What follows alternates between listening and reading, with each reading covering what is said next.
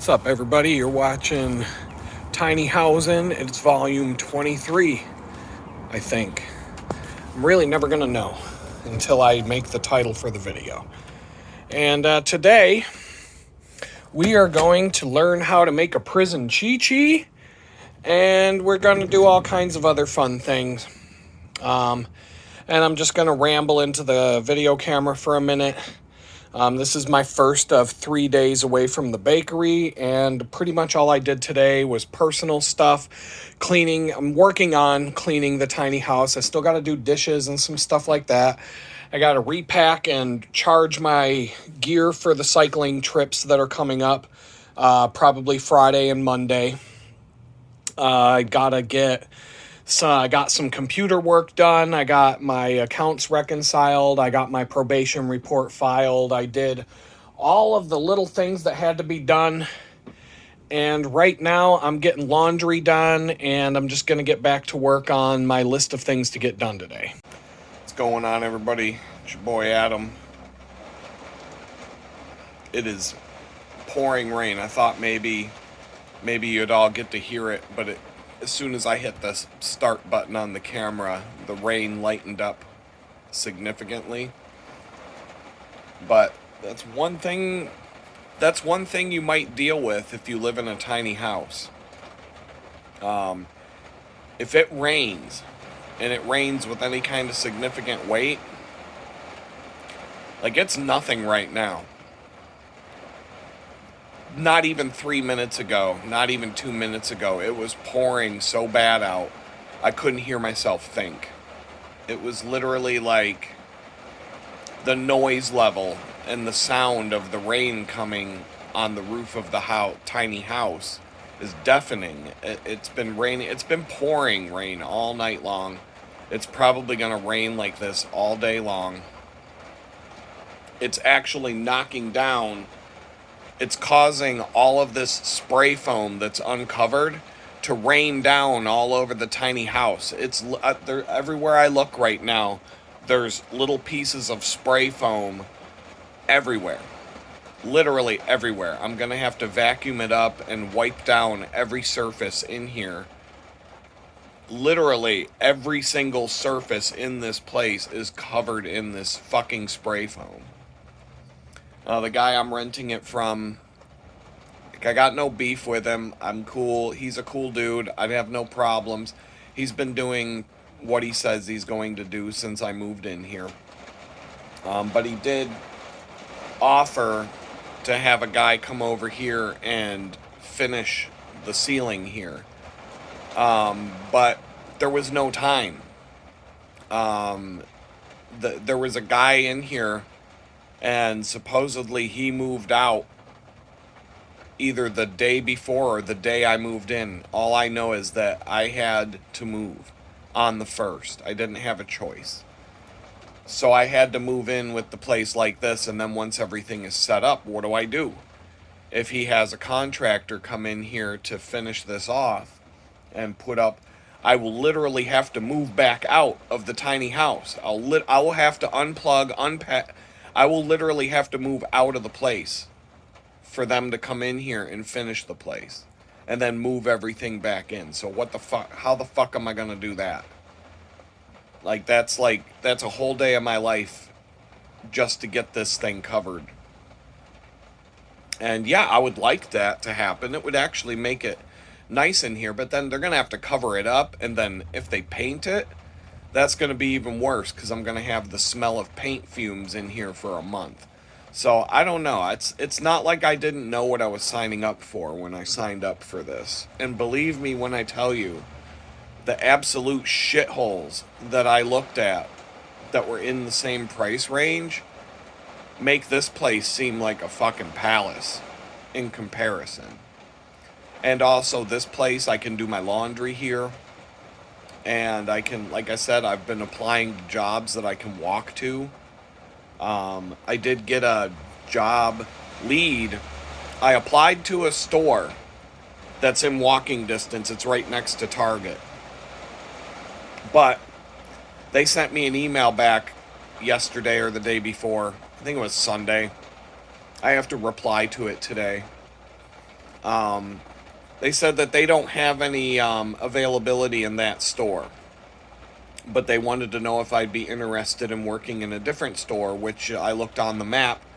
It would be a 15-mile bicycle ride each way. Straight shot on a horrible, horrible, horrible road, but it would be 15 miles. And I can tell you for a fact that I would be basically riding my bike 15 miles to hang out. I'd basically get to hang out for however long my shift is and then ride my bike back. To say it would be a do-nothing job, I don't think that's accurate, but compared to what I do right now, compared to the labor involved with working at a bakery, working at a store like this would literally be like going to hang out for a few hours.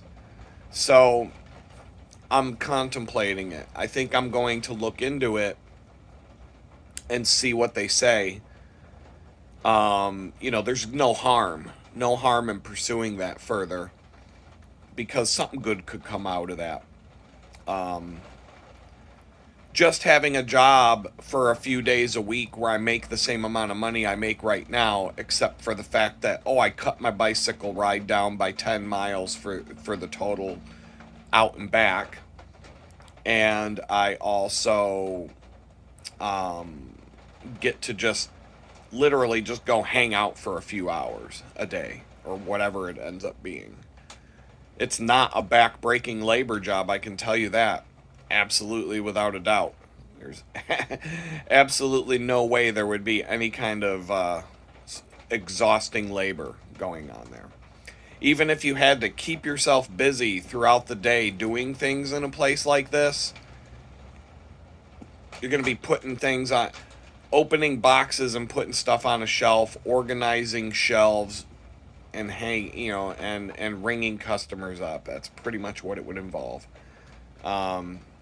There's no and to be honest, because of the criminal record, 99% of the places that decide to hire me are just going to tell me to fuck off once they do a background check anyway. So it's, I'm going to look into it, but I have no nothing's real until the money's in the bank. Somebody left a comment on my last video that said, with your computer skills, you have the potential to earn $60,000 a year. Okay, so I'm going to respond to that with this. When I was arrested, I was making $150,000 a year. Every job that I go on an interview for that's in a professional environment doing what I was doing before, I've gone on a number of interviews with those kinds of companies. I'm still getting leads for those kinds of jobs. The minimum pay for any of those jobs, the minimum that they're willing to pay me is $120,000 a year. The maximum the maximum salary of some of the job interviews I've gone on is $225,000 a year. So, yeah, I have the potential to make all the money in the fucking world. But right now, I can't even get a job making $10 an hour at fucking Burger King, because if they're going to do a background check, that means they won't hire you.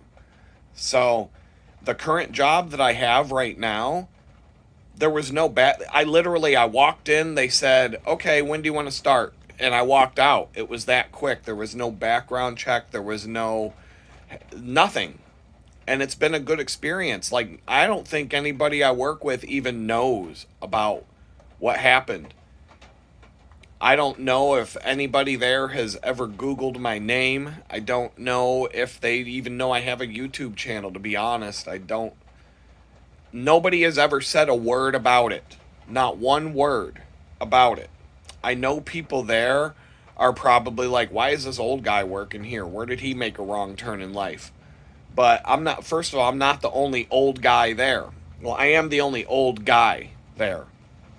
But we have like the old people club. I don't know, we're not calling it that, but if any of them were watching this video and heard me say that, they would laugh. We all get along. I get along with everybody there. I mean, every now and then I might get a little, frustrated or whatever. Somebody might say something that gets me a little irritated. That's about the extent of the. That's about the only thing I could actually ever make a complaint about with that job. I don't complain about the money because it's not like I didn't know what I was signing up for. I knew what this was when I applied for the job. I just needed some sort of job, mostly to make the probation officer happy because I have the potential to make more money doing other things. And I have other things on my plate right now that if I could devote myself to them full time, I would be making a lot more money. It just wouldn't be stable. But I would be a lot farther along with my own business if I didn't have to do this shit every day. I can tell you that for a fact. If I had more autonomy to make those decisions without having to risk being sent to prison because I decided to start my own business, I would actually, be a little bit farther along in life. But, I'm not gonna complain a whole lot about that. I am less than a month away from being able to apply to get early release. I got to look into that. I got to figure out how I go about doing that because obviously there's going to be some resistance. There's going to be people there. The prosecutor wanted me to go to jail for 7 years, go to prison for 7 years for mean tweets. So he's obviously not going to be on board with me getting early release. But from what I understand, a whole bunch of federal prosecutors have just been fired. So maybe he doesn't have a job anymore. And maybe somebody else is going to have to take up the reins. And so I don't know what to expect. I don't know how to go about doing this. It's something I got to start looking at, though, because I've got less than a month before that day comes around where I'm eligible to apply. And there's no goddamn way that I'm not going to apply. Some motherfucker somewhere needs to cut me a solid after all the shit I've been through over this fucking bullshit. It's fucked up. So I just need to get my life back together, and being on paper is hampering my ability to do that a little bit. They're not really these people aren't really trying to get in my way too much. So I'm not going to sit there and say that, it's their fault. It's not their fault. It's the fact that I have a criminal record on a background check and the fact that you can search my name in a Google search and find 500 pages of shit about what happened that night.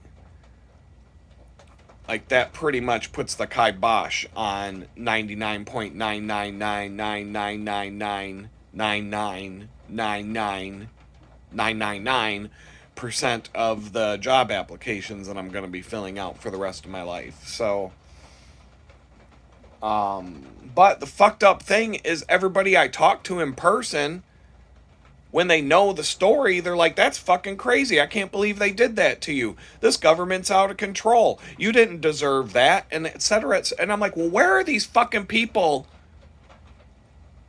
Where are the business owners that would say that to me? Where are these fucking business owners? Where are these Trump supporter business owners when it comes to, finding a job? Are there any Trump supporters out there that would think that I got a raw deal and be willing to hire? Are there any business owners out there that would be willing to hire me? I mean, I don't see them anywhere I go. Everywhere I go, everybody I talk to is just some fucking douchebag liberal who's gonna hate my guts. But no, that's not true, because I have a job, and I have a feeling that the ownership of this job is not on team retard. So, but I mean, they're far and few between right now. It's amazing. It's amazing I don't know, man. I had so many people while I was in prison tell me I would have no problem finding a job, and that is so far from the truth. I know of other people who are going to be released from prison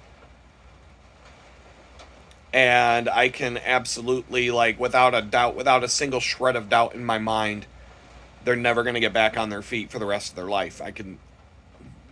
There's absolutely no way. If somebody who actually has skills and has only really gotten in trouble once in their entire life, and all they did was say mean things on the internet,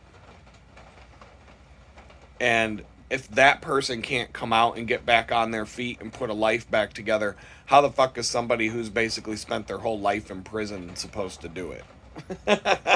No chance in fucking hell. I mean, I gotta just stop. Woke up in a bad mood because of the rainstorm banging on the roof of the house to the point where I couldn't even hear myself think. It's calmed way down. I thought you'd all get to hear it, but it's literally as soon as I hit the record button, it calmed down and it stopped. I'm sure it's going to come back at some point according to the radar and the weather map, but for now it's chilling out. And I've got this spray foam completely covering my place. Everything in this apartment is completely covered with this spray foam from falling off the ceiling. And so I'm still waiting to get the shower and stuff fixed. That's supposed to be happening this week. So if it doesn't, I'm going to be like... But I don't have any reason to believe that it's not in the works. I got my new fridge. You know, things will keep moving forward. I'm not going to, like... I look at the bright side after I get all wound up about the things that are pissing me off, but there's always going to be something. It doesn't matter. They could fix the ceiling, fix the shower, do all the other stuff. Everything could be done, and I'll find something else to be irritated about. So it's like when you're in that mood, you got to look around and say, all right, I got my own place. I was homeless. Like 6 months ago, I was homeless, and now I've got a home. That's a big one, right? So I've got a job. I've got more than one job right now. I've got income.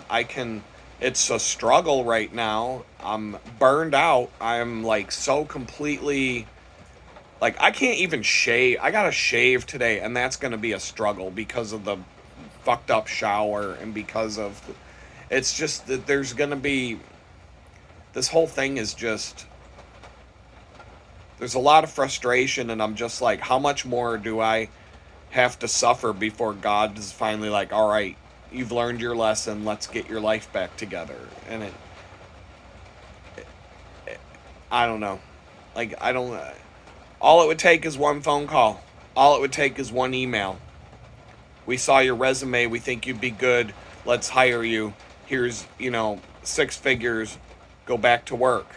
Go back to work doing what you were doing before. I haven't forgot how to do it. I'm doing it every day. I'm still good at it. I didn't forget anything. But,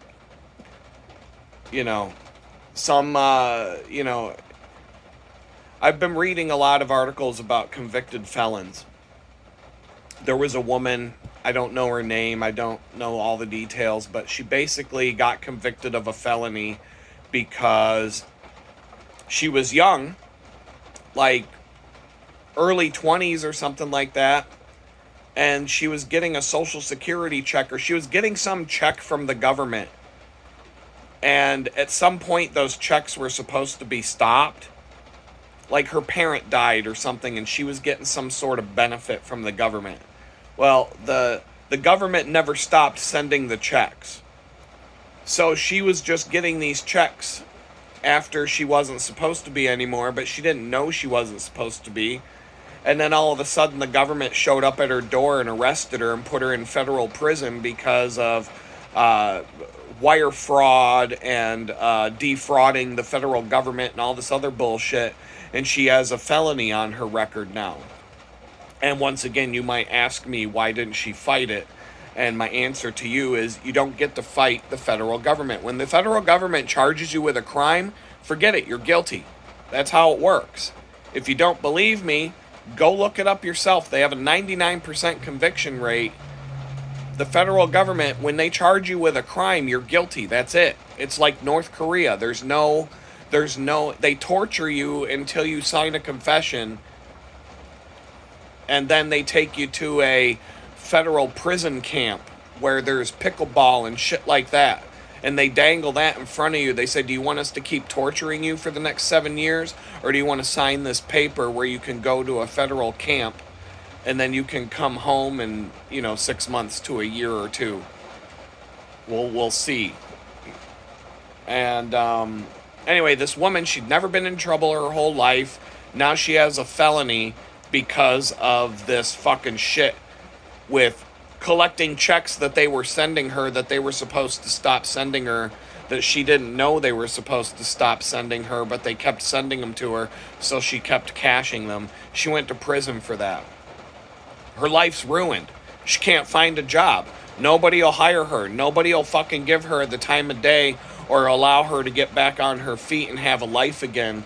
But at least she's a woman, so she could have an OnlyFans page, or she could marry a rich guy, or she has options in life because she's got titties. And so she can find a guy to pay her way in life. She can find, she can whore herself out on OnlyFans and make tons of money. But she's never going to be able to find an actual job again because she has a felony. She can't get a fucking job at Burger King. She can't get a job at McDonald's. Can't work at Target, can't work at Walmart. These places, they won't hire you if they look at your background. Oh, felony, no. So, just because someone has a felony doesn't even mean that they're a bad person.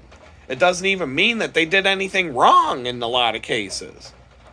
But just having that black mark on your record, you're done. That's it. We won't even look at you. We won't give you the time of day. You don't deserve enough. When somebody actually... So, a lot of times, twice, I've been fired from a job before my first day.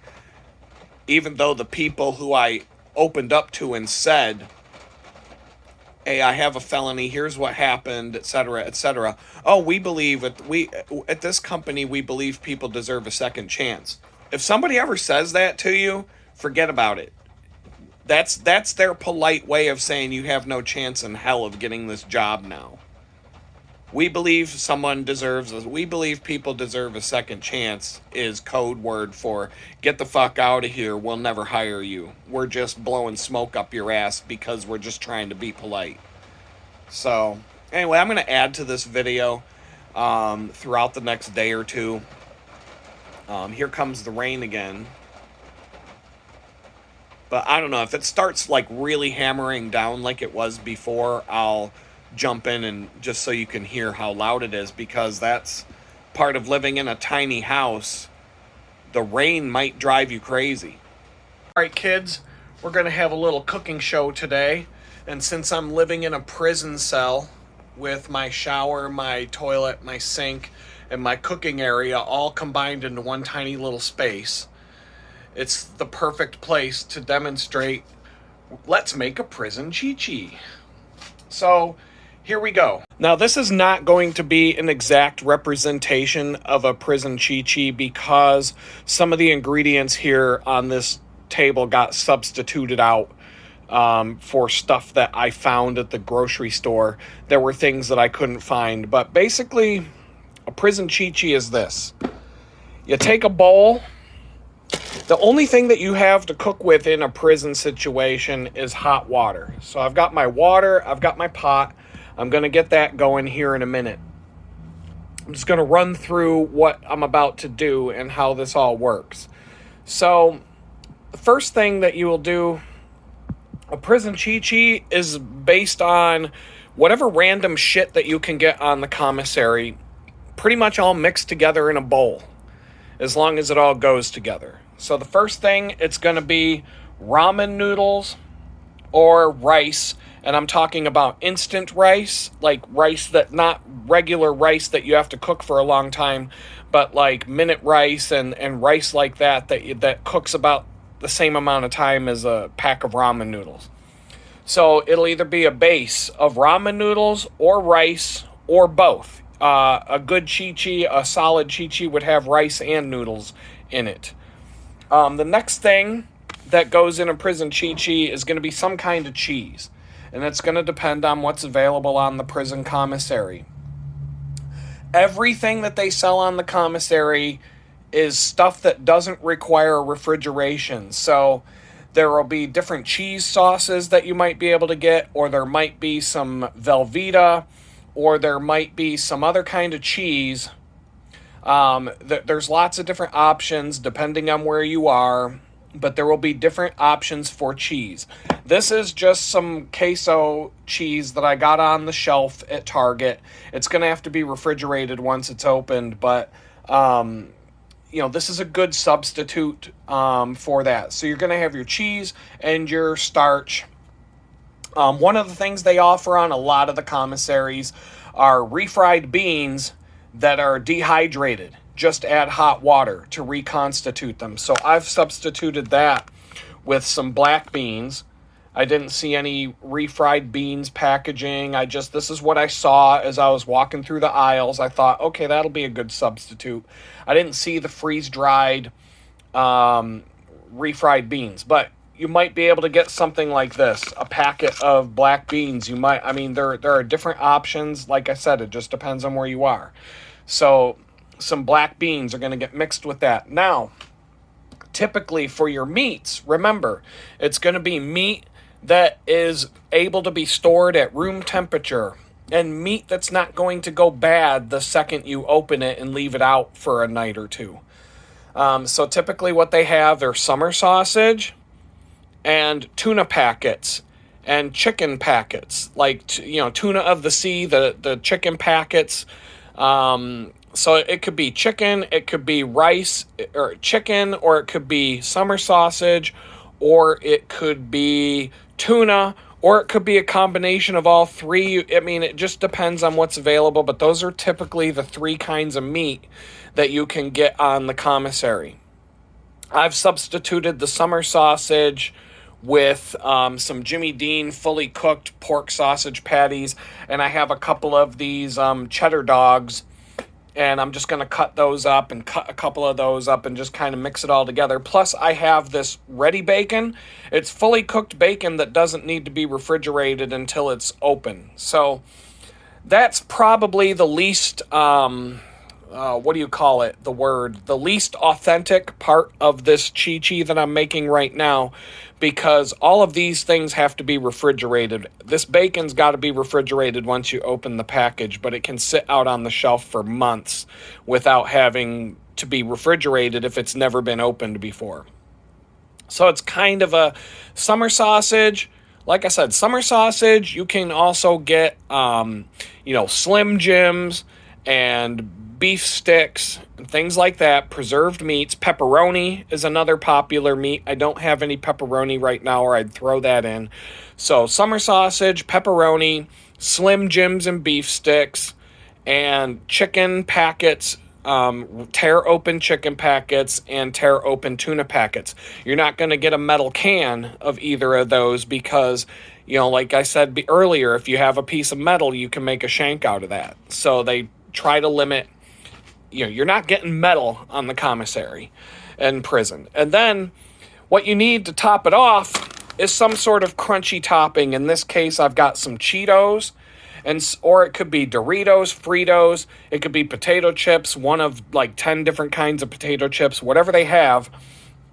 What you do is you take a handful of that, you crunch it up, and you just put on a breaded topping on top of your bowl. And so I'm going to probably put this camera on a stand, and I'm just going to, watch. You guys can watch me prepare this. It's not going to be completely authentic because I'm going to kind of boil the water here. And I'm going to heat up the meat a little bit before I mix it all together. And it is going to be a little bit authentic because the way I'm going to do it is I'm going to cut all this up, and then I'm going to put it in a bag, a Ziploc bag, and I'm just going to lower the Ziploc bag into the boiling water and let it sit there for a few minutes until all this stuff warms up, so that when I mix everything together, it will already be warm, and the coldness of all this pre-cooked meat isn't going to cool off the hot dish that I'm trying to prepare. Then we'll boil off and cook the noodles, drain the water, and then we'll mix everything together, and you will be able to see what a prison chi-chi looks like. All right, so first things first, we're going to take and get this water going. I just pulled this bottle off of my... I'm going to fill it up. I'm going to give it a good amount of water because I want to be able to immerse a plastic bag. So I guess I don't probably need this much water, but it's going to take a little while to get that boiling. So I'm just going to let that go. Let's get this... All right, we got that going. I'm going to put this lid back on just to get it out of my way. And then the next thing I'm going to do is start cutting up the meat. So now I got to cut up my meat. I'm going to pull this out. I'm going to pull these. I'm going to put my bacon right here. Got my 2 little dogs here. And I'm just going to... I guess I've got 2 little packets here of sausage, so I'm just going to cut this in half, split these apart, save that one for later, I guess, and I'll just pull these out, slice open that. Obviously, you're not going to have a knife like this when you're in prison, so that's a little bit less authentic, but you can. I'm just going to say there's ways to make it happen. There's more than one way. One of the ways that people like to cut up their meat in prison is to take your prison ID card and use that. It's kind of like a credit card, and you can slice up your meat with that. Then you just have to wipe off your prison ID card. So I'm just gonna chop this all up into small pieces like so, and I'm just gonna go get some little meat chunks here. I'm gonna get 2 more, get this going here, smack, smack, smack, smack, get a little bit more like ching. You just want it to be like little bite-sized pieces. I'll take these 2 dogs and I'll just give myself some little rings. And these have got like the cheddar inside, so there's a little bit of cheese coming into the mix from that. And so just don't want to drop any on the floor. This is precious, precious stuff here.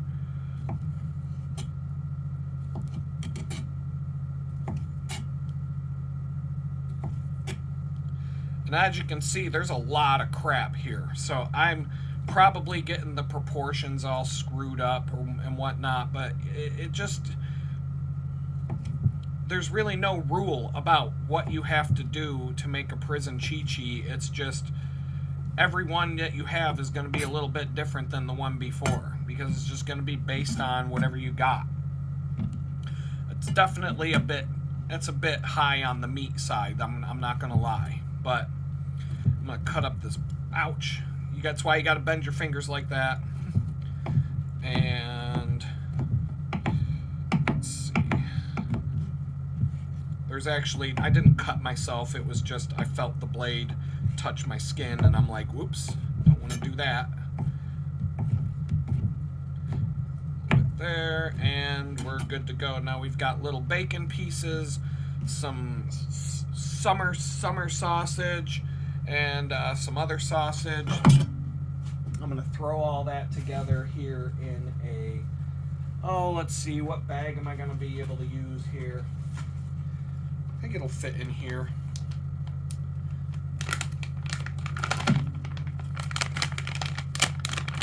So now I'm just going to take all this, throw it in this bag.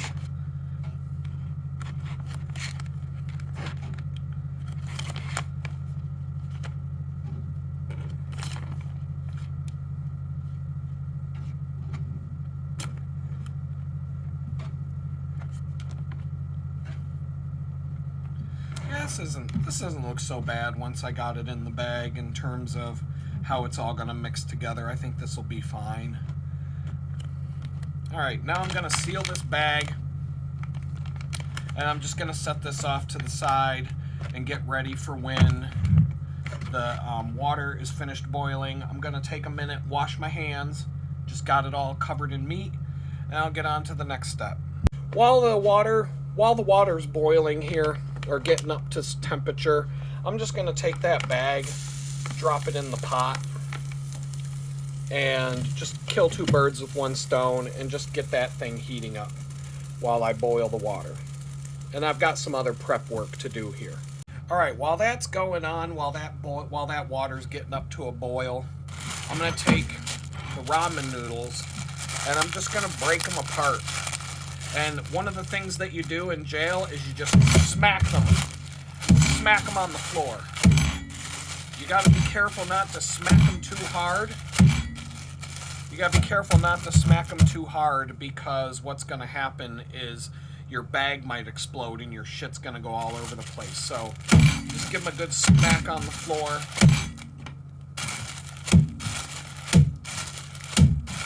Till all the noodles inside the bag are broken up. Then what I'm gonna do next is I'm gonna pull out the little seasoning packs. So we got beef flavor. I could have done a beef and chicken mixed together, but I just grabbed two out of the beef bag here. So here we go. One handy tip when you're in prison, if all you got's ramen noodles, you can like pull open the bag and pour boiling water directly in the bag and cook your noodles that way. I've seen people do that. I've had to do that before. So I've got my little seasoning packs. I've got my noodles at the ready. I'm gonna take my black beans here. I'm just gonna open up the bag and get that ready. Now I'm not gonna dump, I don't think.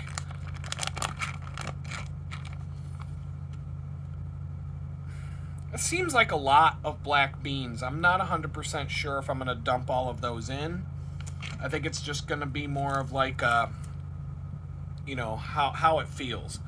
I'm just gonna go by feel. I did wash this cutting board off while the camera was turned off. Now I've got my queso.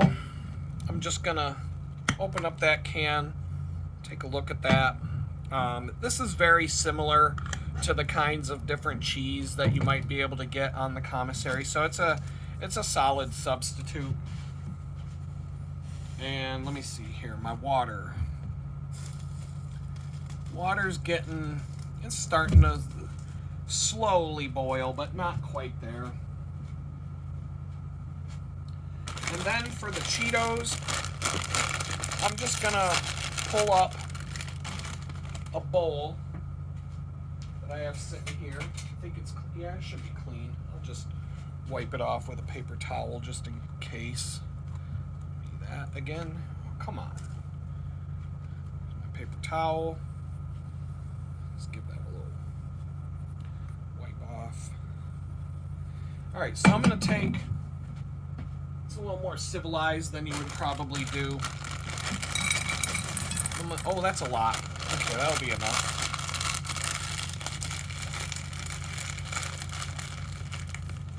And what I'm gonna do with that, hold on, let me get a bag clip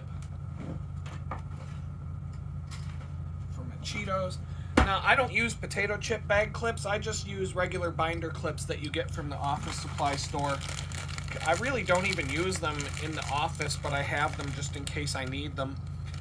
But they do make great potato chip bag clips, especially if you fold the corners in like this. So you got a nice little point at the top. Roll that down. Clip that bag. You got yourself a pretty, that's just as good as any potato chip bag clip, but you can get a whole box of binder clips of all different sizes for dirt cheap. So now we've got our Cheetos, and all I'm gonna do is get in here with my hands, and I'm just gonna crunch this up. That's a lot of Cheetos, man. This is gonna be one hell of a monster Chi-Chi. I'm definitely not gonna eat this whole thing in one sitting unless, well, Y'all did point out that I forgot to take the sticker off my Burger King bag, and yes, I did eat 4 double cheeseburgers, but I'm sorry to make you think I'm some sort of gluttonous pig, but that was, first of all, that was the only food. Oh, great, the neighbor's starting up his Mustang. That was the only food that I had eaten yesterday. From sunrise to sunset, from the time I woke up to the time I went to bed, I did not eat anything all day long. I had 4 double cheeseburgers.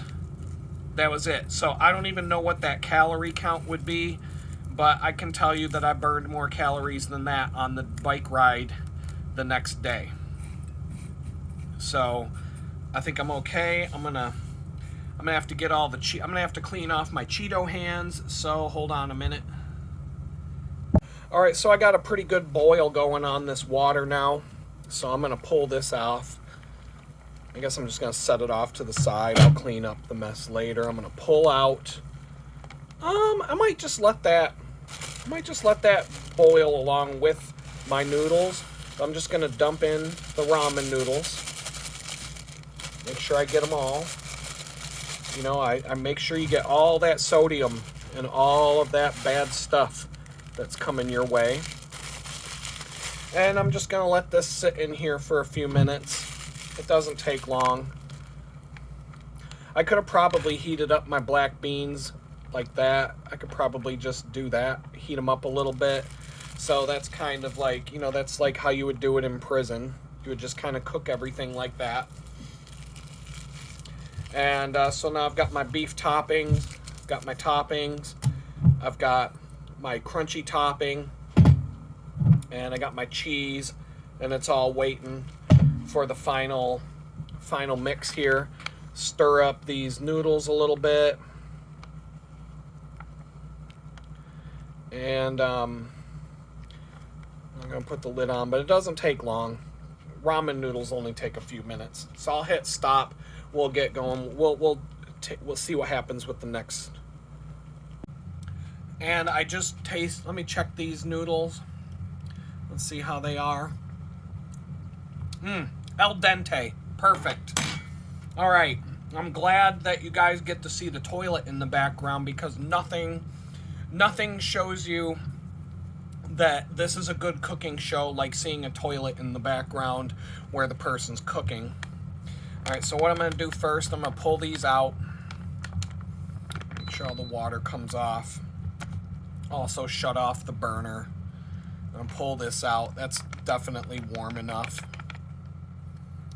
And then this particular cooking pot has a strainer built in. So hopefully this works smooth and nothing comes flying out.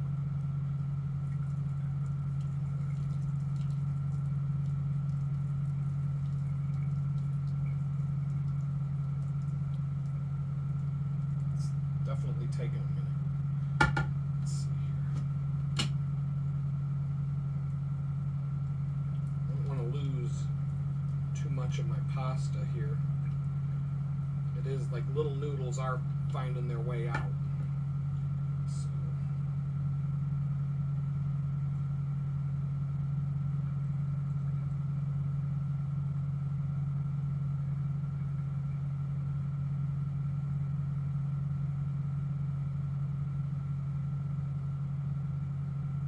All right, I'm just about there. I'd like to get a real strainer one of these days.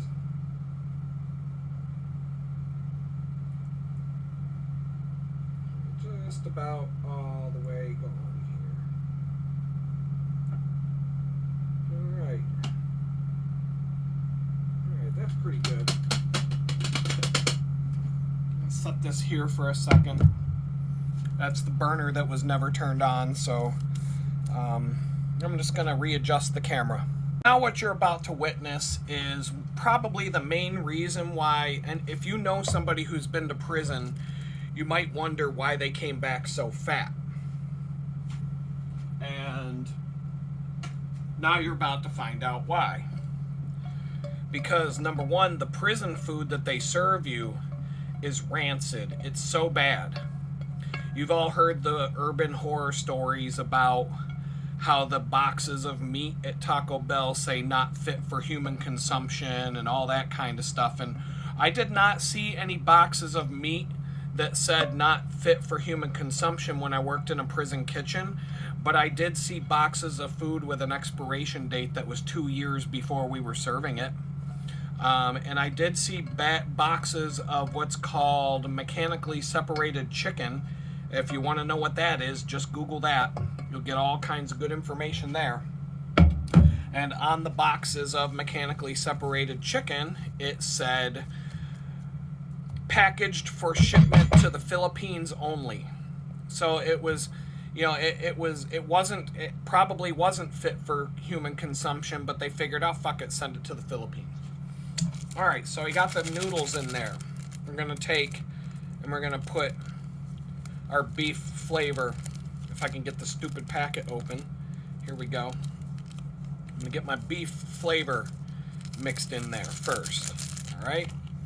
I'm going to go the regular old jailhouse. I mean, I wonder what Martha Stewart was cooking up when she was in prison. That bitch probably made some delicious food for the inmates that she was housed with. In fact, if you were sharing the same dormitory with Martha Stewart at the low security prison that she was at, you were probably eating pretty well if you were friends with her. I'm sure she had no problem affording her maximum weekly limit on the commissary, put it that way. So now we've got our beef flavoring, and now I'm going to mix in the meatball that we just, now it doesn't look disproportionate now that I see everything kind of, well, maybe a little bit, well, no, it's actually kind of, yeah, it's actually kind of the right proportion now that I'm looking at it. It's definitely, the bowl might be a little bit bigger, but this is really, any other bowl that I have would have been too small. But yeah, here we go. We got, that looks about right in terms of the proportion of meat to other things. And I don't know about the black beans. I'm just going to dump half of the bag in and see. You know what? Fuck it. It's all going in. Oh, shit. A little bit got on the side there. The whole bag of black beans are going in. Here we go. All right. And then, yeah, let me get those. Let me make sure I get everything out of this bag. Give it a, squeeze it like a tube of toothpaste and just get every little drop out of there. Here we go. And now I'm gonna take my knife. I spilled a little bit of black beans on the cutting board here. I'll just pick those up with my knife and throw them back in. Yeah, it tastes really good.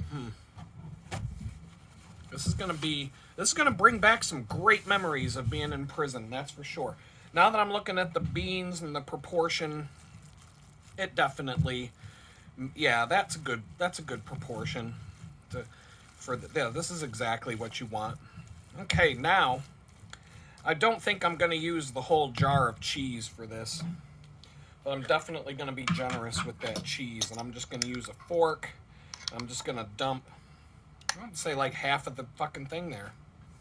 We're going to give that a good stir. Wipe some of that cheese off the fork. All right. With my spoon, with my silicone spoon. All right. I'm going to mix this in and see how it looks. I don't think it needs any more cheese than that. That's a pretty good, yeah, that's a good amount of cheese, half the jar. Any more and it'll be a little, yeah, that's definitely the right consistency there. And then, the only thing that we have left is, so I'm going to smooth that out a little bit. Well, don't drop that on the floor, no, no, no. Okay. Now we're going to just take our crunchy topping and we're just going to cover the top, and it looks like I got the proportions nailed on that as well. Yep. Give that a nice little stir. And there you have it, my friends. There's your prison chi-chi, or a proper home substitute for, whenever you get homesick and you start to miss being in prison. That's how you can bring back all of those good memories and have yourself a real tasty meal. All right, let's dig in. Oh my God. This is so delicious. I can't even begin. Oh my God, I've only had like 2 little bites. I ain't even, let me see what else I can get on this next forkful.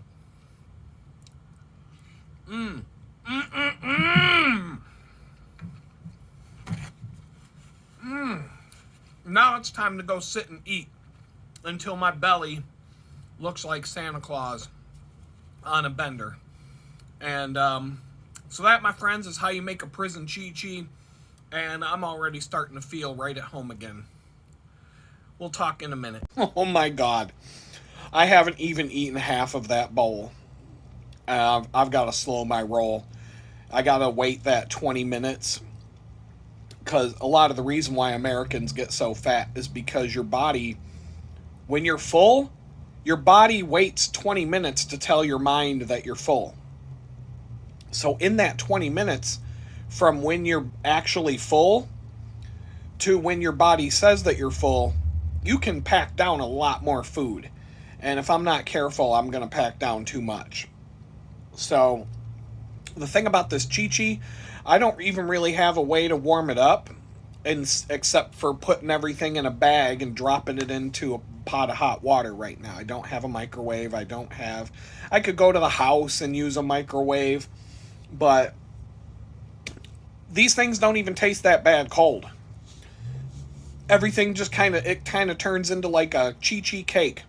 It's almost like it's like eating leftover pizza straight out of the fridge. It's not horrible. So I'm just going to pick at this thing throughout the rest of the day and night. Whenever I get a little bit hungry, I'm just going to go tap into that. If I feel like I need to warm it up, I'll throw some in I can even put it in. I have a bowl. I'm looking at a bowl, that blue enamelware bowl that I had the Cheetos crunched up in.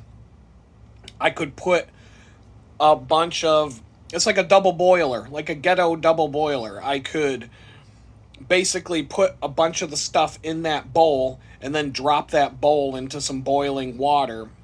It's the same way you go and melt chocolate. It's a good way to, double boiler is how you melt butter, melt chocolate, and melt anything over a stovetop without scorching it.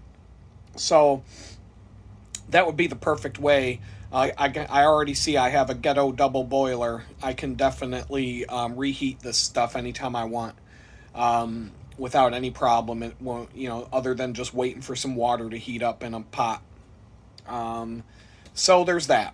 I've got, it's definitely an authentic chi-chi in terms of how it tastes, bringing back all those great memories of being in prison with all my homies. Definitely haven't tasted that in almost a year. And I remember I had a chi-chi on my last night in the joint, and I thought that was going to be the last time I ever did that. And here we're closing in on the 1-year anniversary of me getting out of there, and I'm back at it. So hopefully I can, hopefully I can enjoy the occasional prison chi-chi without having to go back to prison to pull that off. Let's see here. One thing that I didn't mention, vegetables. I talked about sometimes you might be able to get some dehydrated vegetables. I mean, every jail and prison is going to be different in terms of what they offer on the commissary. But another thing that you can do is if they put vegetables in the chow hall. If you have a chow hall and you can get vegetables, or if you're in a jail where they bring the food on trays, chances are you're going to be able to get some vegetables. Corn, maybe. Green beans. Maybe some carrots here and there. Steamed carrots. Maybe a vegetable mix. You're not going to get a lot, But a lot of times people will just give away their trays. And in this one jail that I was at in Ohio, sometimes people would give me like 3 or 4 trays, and I could just scoop off what I wanted. I would take all the corn and the vegetables and throw it in a little bowl and keep it for later. And so now I've got corn and green beans, vegetable mix. I can throw that in my chi-chi. I would put the vegetables straight in the boiling water with the crushed up ramen noodles and just heat it up that way. That one jail that we were at, they had microwaves. Crazy, but they had microwaves. That was an experience. But you could heat up water by putting water. You could get water out of your cell, which is the only place you could get the water, and go over to the microwave and heat up your water and your ramen noodles and all that kind of crap. That every jail was a completely different experience about how to cook. At Danbury, the federal prison there, they have a chow hall. So when it's time to eat, you go to like a cafeteria, and they basically have this buffet line, but the buffet, it looks promising when you walk in for the first time, but then you see how it actually works. They give you a tray with some food on it, be it a hamburger. You're not getting a cheeseburger, but a hamburger or a couple hot dogs or a piece of chicken or a chicken patty or whatever day it is. There's a rotating menu of food, and it's always the same shit. It's always like the same 10 things on a rotating weekly basis. And so, but they have this buffet line, and in the buffet line, they'll have these trays. And the trays, there could be black beans, there could be corn, there could be black beans and corn, there could be green beans, there could be some sort of vegetables on the side. Usually, and they didn't care how much you took. You could just fill your tray up with piles of corn if you just wanted to if you just needed to eat something and needed to get filled up and feel like you ate something and the meal was a little bit light. You could just start dumping corn on your tray and just sit there. But they only give you like 5 minutes to eat. You sit down with your tray to eat your food, and 5 minutes later they're screaming and yelling at you to get the fuck out of the chow hall. And so that's a problem. But one thing that you can do at Danbury is you could take, like if they have black beans and corn on the vegetable bar, you could take your Ziploc coffee bag that's cleaned out. You wash those just like like I have the reusable Ziploc bags here in my tiny house prison cell. And it's another reminder, it's another throwback to being in prison, because in prison you would never, ever, ever, ever, ever get rid of Ziploc bags, because they're handy for a million different reasons. And so you'd never get rid of a Ziploc coffee bag after you were done using it. You'd wash them out and you'd reuse them for a multitude of different things. And so I basically have the same thing here.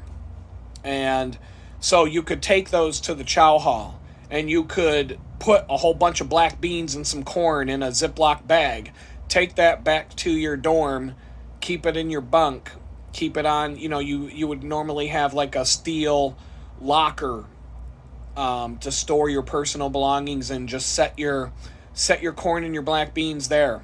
Go off to the gym, go off and do, play pool, the evening rec, do pickleball, soccer, indoor soccer, go outside, walk around the track, do whatever it is that you do after dinner.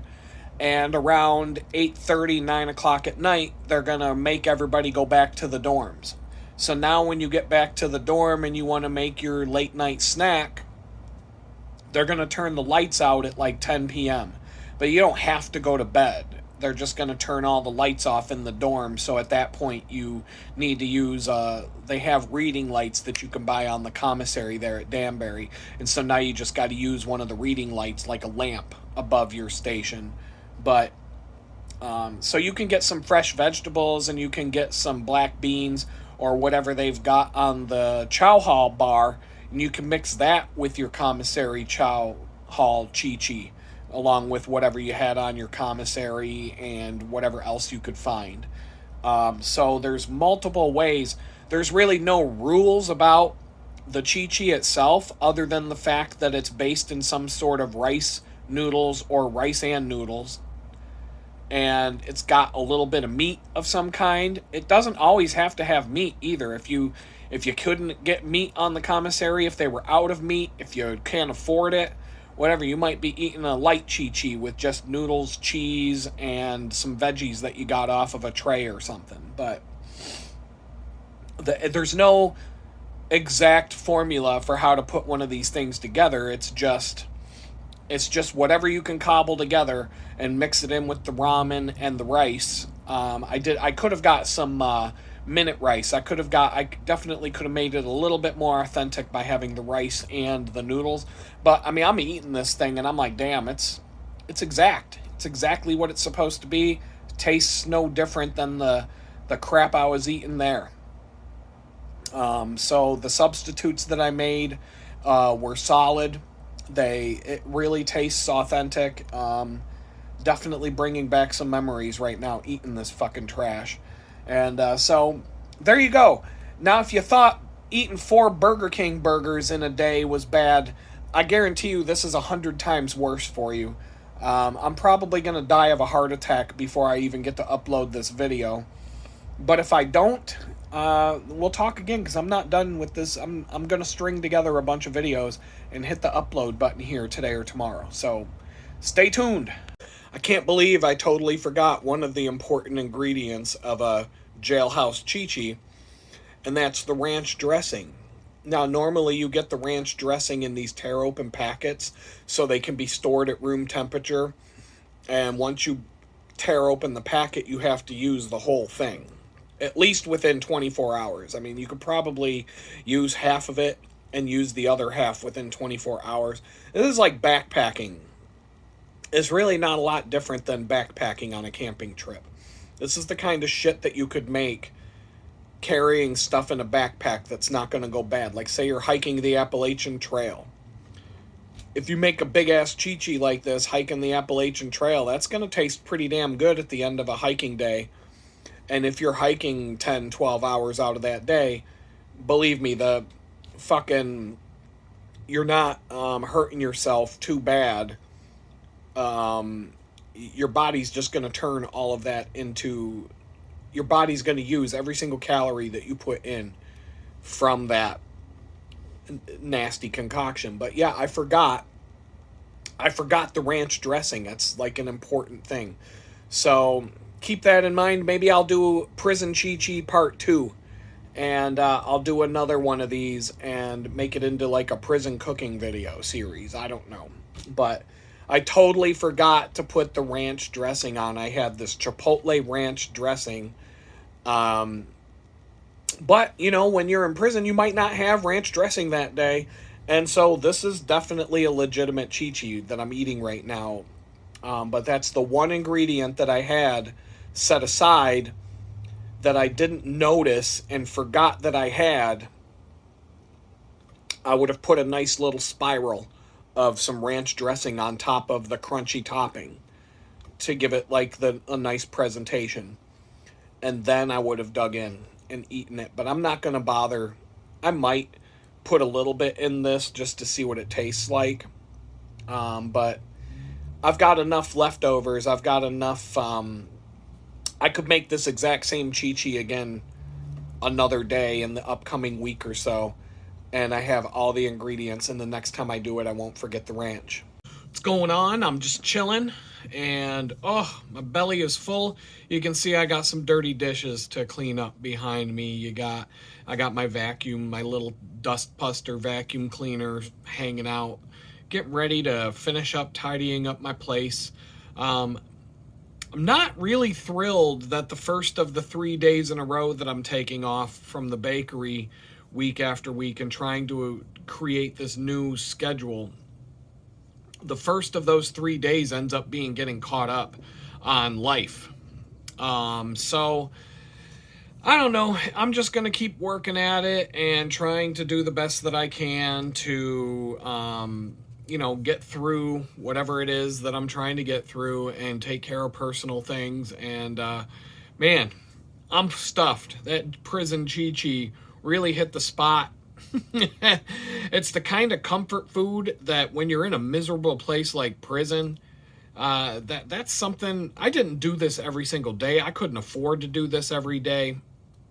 But whenever I went to commissary, if somebody put $50, $100 on my books, that's basically what I was stocking up on, so that there would be days where they were just really light on the food that they were feeding us. One of the ways that the jails will retaliate against inmates is by starving them. That happened at Danbury. There was an inmate who threw a fit in the chow hall, and for about a month, they decided to starve everybody in the prison. They took away the commissary, and they were just making the trays really light so that at the end of the day, you were just starving, unless you had a stockpile of food or unless you had enough postage stamps, which is the currency inside of a jail. People use postage stamps as cash inside. So if you ever hear about an inmate talking about not having enough stamps, or a prison saying that an inmate is only allowed to have so many stamps, it's because you can basically turn anything into currency, just like fake dollar bills that the Federal Reserve issues us, and that counts as our currency. In jail, they just said, how about postage stamps? We'll do that. If it's an unused postage stamp, it has a certain value. If it's a used postage stamp that came off of an envelope or a mail that you received, those are valuable too. They have that you can trade stamps instead of actual items on the commissary and stuff like that. So if you're jailhouse poor, you might starve. You could starve because they're not feeding you enough. And the food that they are feeding you is garbage. And even the food that you can get on the commissary is nothing but trash. And so this is why, this is why people's health goes down the toilet when they're in prison, because they can't eat healthy enough to survive. And but on certain days when you're starving and you have some food in your locker, then you can make a Chi-Chi like that, and you're going to go to bed not feeling hungry. You're getting some comfort food. You can just relax and just say, oh, after a hard day of working out, because there's not much else to do, you can work out, you can go to church, you can read books. The end. Maybe take a class. There aren't really that many. I mean, prison's not supposed to be fun. It's just some places are worse than others. So that's the Chi-Chi. I got a few more things I can throw in this video, and then I'm going to put it all together and call it a wrap. One of the things I got on the comments, people notice that there's more commercials during the videos now. And I probably should have done this a while back when the viewership dropped, but I didn't want to. I'm stubborn. And I don't want to be a douchebag. I don't want to make people sit and watch a commercial every 5 minutes or whatever the hell it is. But here's what it is. YouTube, when I monetize a video, they have a checkbox, and that checkbox says, will you allow us to insert ads in the middle of your video? There's no specification as to how many ads. It's either, my option is either one ad before the video plays, and then it's the video uninterrupted, or I can allow YouTube to insert video or insert ads into the video as the video plays. Now, when I got monetized, I was getting, 2,000, 3,000 views on a video. And the videos were, anywhere from 20 minutes to an hour. An hour would have been a long one. So I was just doing the one commercial. After I wasn't homeless anymore, the viewership dropped to 0. I still have not, to this day, I have not gained one single subscriber, not one new subscriber, since the day I stopped being homeless. I still have the same number of subscribers, or maybe even less than I had the day that I was not homeless anymore. I have not gained one single subscriber since September of last year, and now we're into March. So think about that for a minute. YouTube just put the kibosh on the growth of this channel. They are not letting the channel grow. Not one single subscriber. in several months. I got 1,000 subscribers to become monetized in 60 days, when it normally takes a YouTube producer 15 months to reach that level. I hit that number and growth stopped. Growth kept growing. I grew about 200 more subscribers, and then I said I'm not homeless anymore, and boom, no more subscribers. Not one new subscriber since last September, at least in the aggregate total. You know, people drop off, new people show up, people leave, people come back. You know, there's an ebb and flow to it, but I have not gained. The number has not gone up by 1 subscriber since the day I wasn't homeless anymore. And the views of the videos, the Rebound series, when I was living at my friend's house, all those videos were getting about 100 to 150 views. Didn't matter what the length was. Now that I'm doing the Tiny House series, I'm getting about 300 views on a video. So when you only show one ad at the beginning of the video, I'm making like maybe 50 cents a day.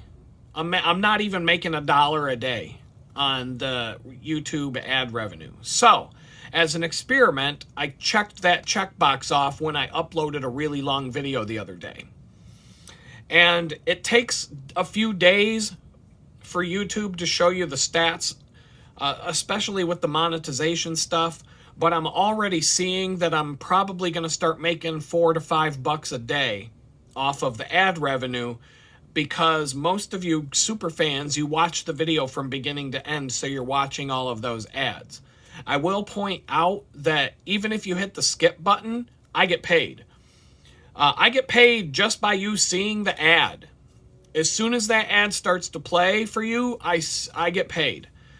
The advertisers on YouTube, if you ever watch a YouTube commercial where you can't skip the ad and you have to watch the whole thing before you can skip, that's because the advertiser paid a bunch more money for that feature. But it's cheaper for an advertiser to advertise on YouTube, and it's significantly cheaper if they're willing to allow the user to skip the ad. So in my opinion, if I was going to do an ad campaign for somebody on YouTube, I would say, let's make that a heavy-hitting ad within the first 5 seconds of the ad, because 95% of the people who see it are going to skip after the 5 seconds or the 10 seconds or whatever it is. Let's make that the ad, and then if it's a 30-second ad, we'll put some fluff in there and we'll fill out the rest of it with more information. But you've got 5 seconds to capture people's attention on a YouTube ad, if you're buying ads that the user is allowed to skip. So even if you hit that skip button, I'm getting paid. And so if you want to support this channel and you want to support what I'm doing, you can literally just skip the ads. Like, if the ad shows up in the middle of the video, I was told that there's a bunch of ads showing up on these videos, and there really isn't anything I can do about that unless I go into YouTube Studio for every video that I shoot and manually mark where in the video I want the ads to appear. I can put breakpoints in my own videos and say, put an ad here, put an ad here, put an ad here, put an ad here, and YouTube will follow that. But if I just check that checkbox that says, let us put some more ads on your video, I really don't have any control over that. So I have no idea how many ads show up while you're watching this video. And I know that there are people's videos that I watch, and there's an ad every 5 minutes or less, and it gets annoying. I know it gets annoying. And I'm going to watch the stats and see what the drop-off is on these long videos when there's ads in them versus one ad at the beginning of the video. And I'm just going to see, because I don't want people to just bail out and get pissed off. But right now I'm getting about 300 views on a long video, on the videos that I'm posting right now, and a large number of people watch all the way to the end. So keeping that in mind, I said, how about let's see what happens. And right now it's looking like the statistics are showing me, I'm not seeing the full statistics for the last week, because like I said, it takes YouTube a bit of time to start showing you that on the analytics. Several days in some cases, especially with the payouts and the money. It's not it. Usually you get stats updated every day for the day before. But I'm seeing with the monetization analytics, they sometimes are a little bit farther behind. But I have the potential right now to make $5 a day or more based on having lots of ads, or letting YouTube fill my video with as many ads as they want to put in it versus one ad at the beginning of the video that was paying me like 50 cents a day or less, 20 cents a day. Now I can make $4 or $5 a day, and then I can get a payout every month. If I make $5 a day times 30 days, that's like $150 that I'll get paid next month just for you watching these videos and hitting that skip button when it shows up. So I know it's annoying. I don't like it, but a lot of people are doing it, and it's just an experiment for me. So if it really pisses you off, if it makes you not want to watch the channel, comment below. We'll see how it goes. And but I'm just trying to do anything that I can to $150 a month would pay a bunch of my business expenses, my software subscriptions and things like that. So you just by watching the video and not getting pissed off about the ads is supporting the channel without you having to donate a dime. And it's very appreciated. I had another, I saw that somebody dropped off YouTube super thanks the other day for like $50. So I'll find that comment. I'll respond to you and thank you directly. I can't remember the username who did that. I'm way behind on responding to comments right now because I'm balls to the wall. I'm busy every minute of the day. It's already 6 o'clock in the evening, and I showed you how to make a prison chi-chi at like 4 o'clock because I was starving. I hadn't eaten a bite of food all day. I made my prison chi-chi. I showed it to you. It didn't really add to the amount of time it took me to do that. I sat down, ate a little bit, and now I'm going back to doing my thing and trying to get some things done. I had to do laundry. After I shoot this part of the video, I got 2 loads of laundry I got to get done. The first load's in the washer right now. It's probably just wrapping up right now. But one thing I do want to talk about is if you do a super thanks donation here on YouTube, YouTube only gives the creator about half of the money. And that's I've been seeing that that's pretty consistent. YouTube tells you that they're going to take 30% of that. But then YouTube, they're a bunch of sneaky bastards, and they turn around and they gouge you with more fees. They take some other fees out, and then they split some more of that money with other people. Like if you use an iPhone and you're using the YouTube app to do it, Apple gets another cut of that money. And by the time everybody's done taking a piece of the pie out of your pie, you end up with about half of what people put in. Now, the digital chicken bucket at donate.litgood.com, for example, I get about $97 for every $100 that somebody drops in the chicken bucket. That's basically the same rate that a business would pay using any credit card processing company.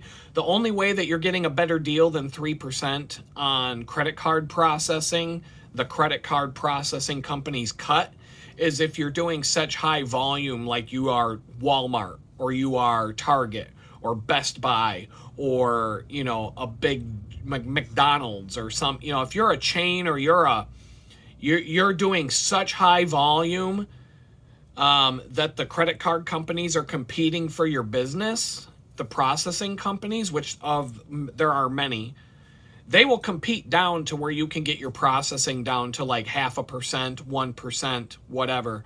But as a small business, if you're using Square or Clover or Card Connect or any of these other credit card processing companies, you're paying about 3%. PayPal takes about 3%. So the digital chicken bucket, I get $97 out of every $100 that drops into that bucket. If you give me $100 for a YouTube super thanks, I'll be lucky to get $50 of that in my pocket.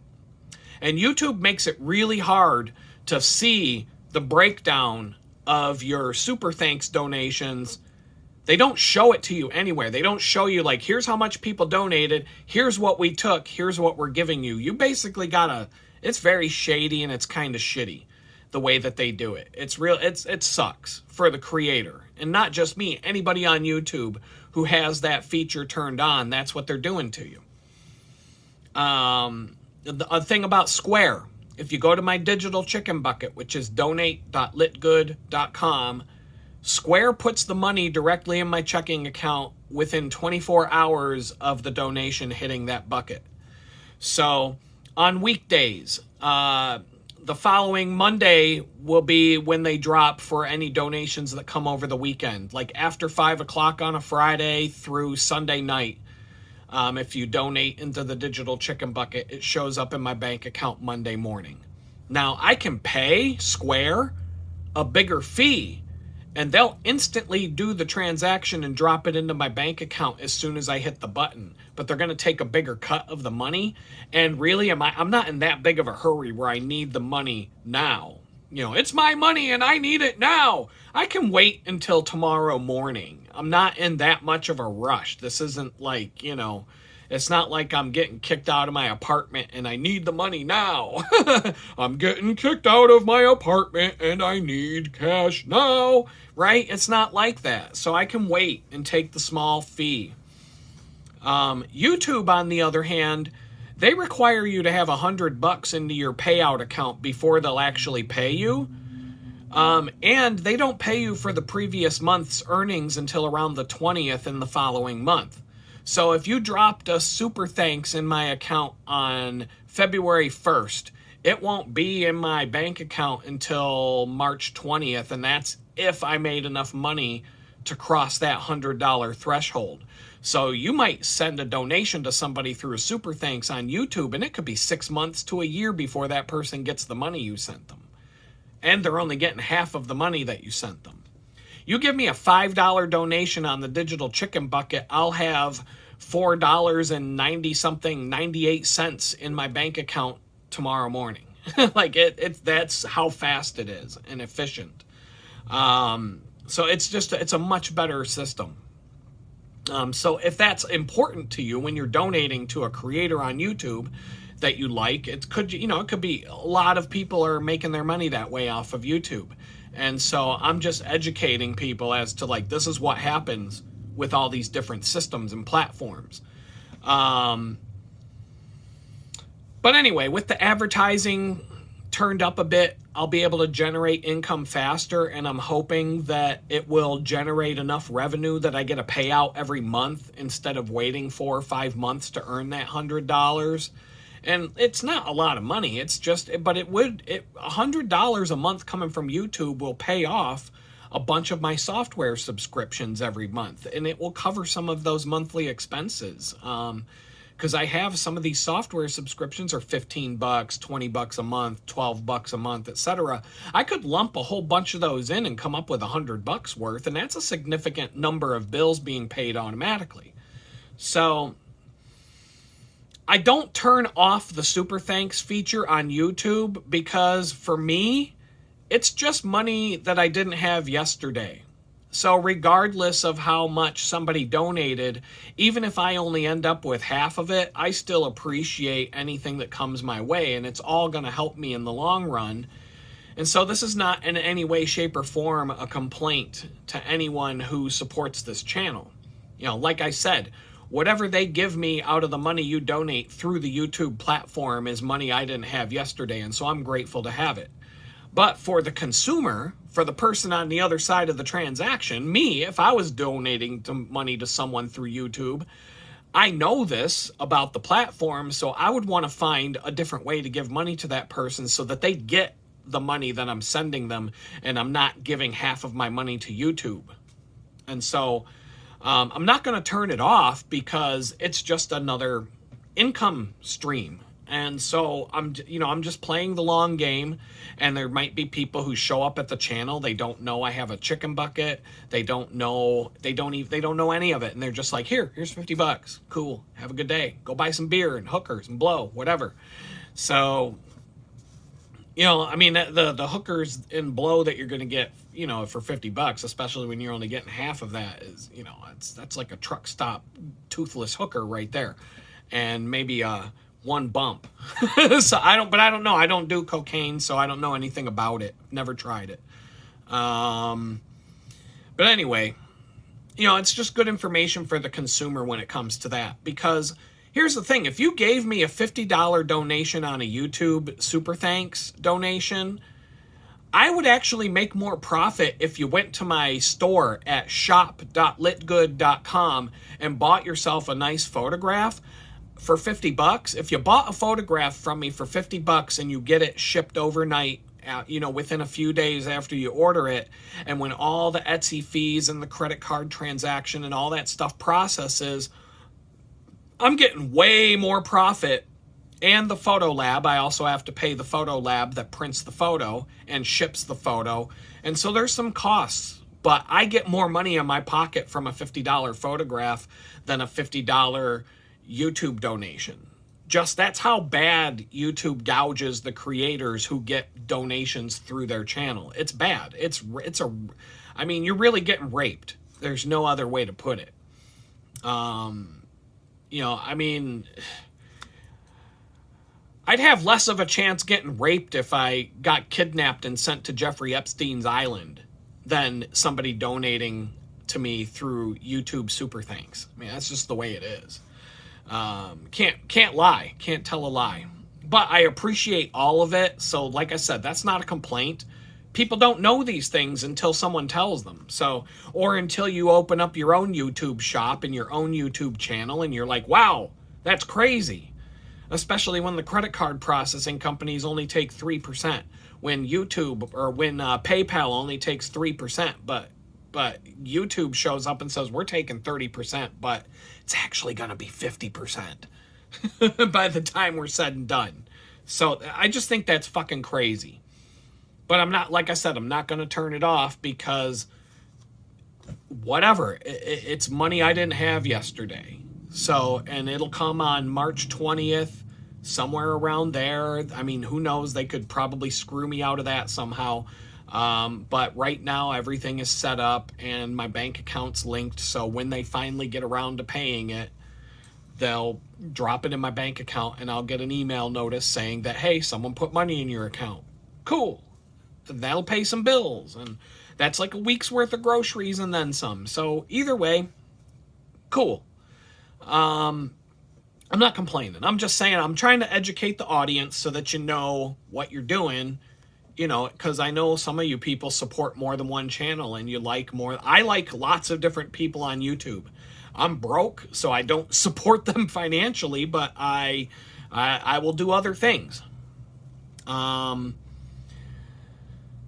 So let's, you know, I'm talking about the bicycling. I'll give you the update on that.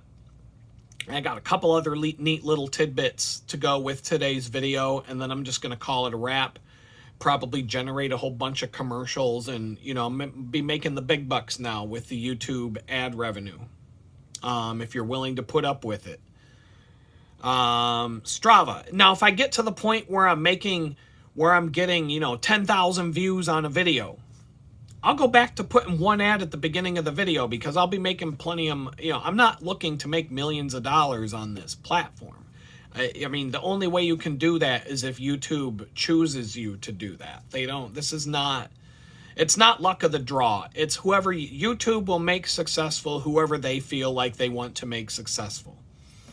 And that's just how that's how this platform works. And there's no other alternative. Rumble is the closest alternative, and that platform's a complete shit show. And that's the closest competitor that these people have at YouTube. So unless the law changes to where YouTube can't curate content and they have to make it so that it's, you know, user-generated views and not curated views, then, you know, they're going to do whatever the hell they want to do. You just have to live with it as a creator and do the best you can. So I'm going to talk about the bicycling. I got some more miles in on my cycling goals yesterday. I got my new tires put on, got my bike tuned up, new cables. Shifting was silky smooth. Had just a couple of little hiccups with the shifting, and this is like some 30-year-old shit. That's like that derailleur is from 1995. So that's a 30-year-old Shimano XTR rear derailleur that just got new derailleur pulleys installed. The pulleys haven't been changed for 30 years. They pretty much disintegrated. New pulleys, new cables, lubrication, and some TLC. That thing is shifting so silky smooth right now, minus a couple of little hiccups, and that's just the way that bike's always going to be. I'm never going to go on a 20-mile ride where I don't have a misshift or an imperfect shift, but it's about as close to great as it's ever going to be on that bike. Bike's old. The Cannondale frame that I'm riding, I finally got the serial. I can't read the serial number on it. The way that they put the serial number on, they made it impossible to read. But based on other clues and some research I've done, that bike was manufactured between 1986 and 1989. I just don't know which of those years it was made. And I might be able to, I took some photos of the serial number yesterday, and I might be able to use Photoshop and adjust the channels and levels and contrast. I might be able to figure out what the numbers that are unreadable are, just because of slight variations in the paint color and just, it's hard to explain, but they're not stamped very deep into the metal, and then they're painted over, and so you can only see the top half of every number.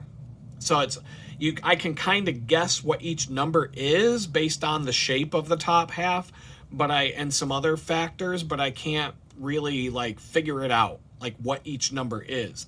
But I think I might be able to use some Photoshop tricks with the photographs that I took to pull the serial number out.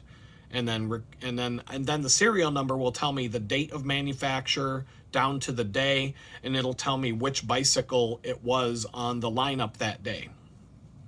And it'll tell me a couple of other things like the frame size and different things like that, which I already know what the size frame is. But between 1986 and 1989, based on some of the decals and some of the other stuff on that bike, I still don't even know what the model was. I can guess as to what it was, but the serial number will actually tell me without a doubt what it is. So anyway, speaking of bicycles, the Strava, the Adventures 2,000 miles of adventure for 2025. Right now, I'm at 707.4 miles. 681 of those miles are on the bicycle, 26.3 are on foot. That gives me 1,292.6 miles to go to reach my goal. I'm more than 1/3 of the way done.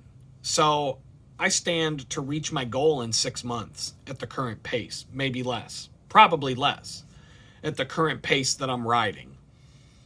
January, I rode January, the total miles of adventure was 141 miles. February, 484 miles. So far in March, I've gone 83 miles, and it's only March 4th, and I didn't ride or walk today. So in 3 days, I already put 83 miles on. Right now, the average, if you average January and February together and split it by 2, it's 312.5 miles per month. So, from March through the end of the year, the remaining 10 months, I only need to average 133.46 miles to hit that goal of 2,000 miles. And right now, we're at March 4th, and I only need 50.46 miles to meet that number, the 133.46. We're 4 days into the month, and I'm already 2 bicycle commuter rides from breaking that number. 2 more bike rides to work and back is going to give me 80 miles. So I'm going to be 30 miles ahead of that average. Right now, if you just take the miles that I cranked out January and February, take the remaining number of months, which is 10, multiply that average by the 10. I'm on pace right now to do 3,750 miles this year. But if March ends up being a 500 mile month, if April ends up being a 500-mile month, etc., I could end up breaking the 5,000 barrier for the year by the time it's all said and done. But anything can happen between now and then. I reached out today. I got an email back based on a job application. I applied to a job that was right around the corner, walking distance from here, 5-10 minute walk at the most. They said that there was no position available at that store, but they have another store that they do have a position. I've already talked about it in this video. I don't want to say it would be a do-nothing job, but all I'm saying is that compared to what I'm doing right now, riding 21 miles each way to stand on my feet and bust my ass from time you get there to the time you leave, non-stop work, physical, just non-stop hustle, hard work. In comparison, this is a do-nothing job. I mean, the worst that it could be would never be worse than the best day at the place I'm at now. Like, the worst day at this place that I'm thinking about going to work for, it all depends on what happens, of course. There's a process involved here. But if that job were to be handed to me, it would be a 17-mile ride each way, I believe, and that's going the long way. 15 to 17 miles, depending on which. There's two different options to ride from here to there. Both of them suck, and I mean suck, as in like danger. I'm gonna be basically looking over my shoulder thinking I'm gonna die the whole way there and back. But it's 15 miles, 17 miles if I go the other way. They're both gonna suck. Both options are gonna be terrible. The way the roads are in Houston, it's fucked. This city is the most fucked up place I've ever seen in terms of driving around. The roads don't go anywhere. They don't connect with each other. There's literally two different ways I can go to get from here to that place, and there's no, you wouldn't even be able to drive any other way. Terrible. But 5 miles shorter, so the time it's going to take would be about half an hour less every day. Wear and tear on the bicycle will be a little bit less, and the job itself, I'm going to be sitting behind a cash register, ringing up customers, and maybe putting stuff on shelves, do some inventory. Like, there's not much going on at a place like that. It's a retail shop. There's not much to do. Put stuff on the shelves, ring up customers, clean, I guess, vacuum at the end of the day. Like, basic shit. It's going to be, compared to what I'm doing right now for 8 hours a day, that's going to be like a do-nothing job.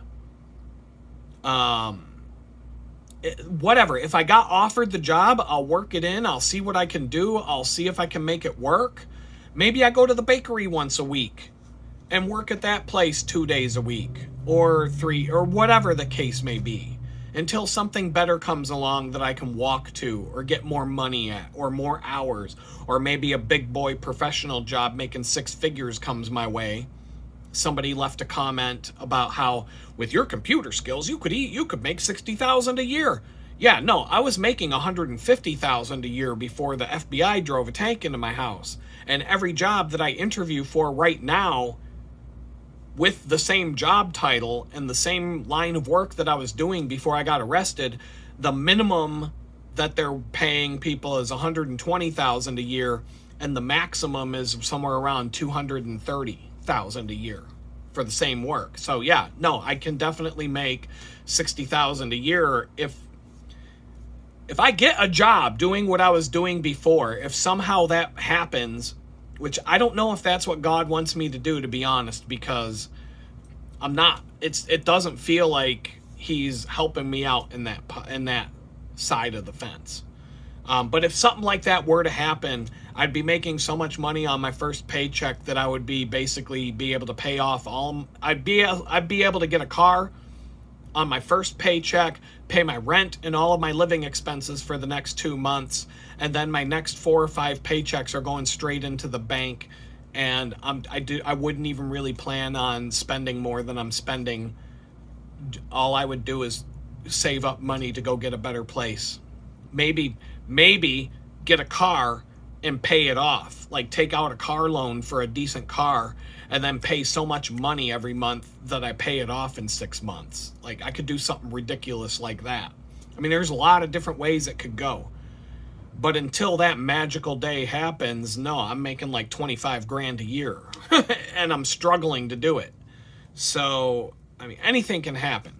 Anything can happen. Anything can happen with the bicycling miles between now and the end of the year.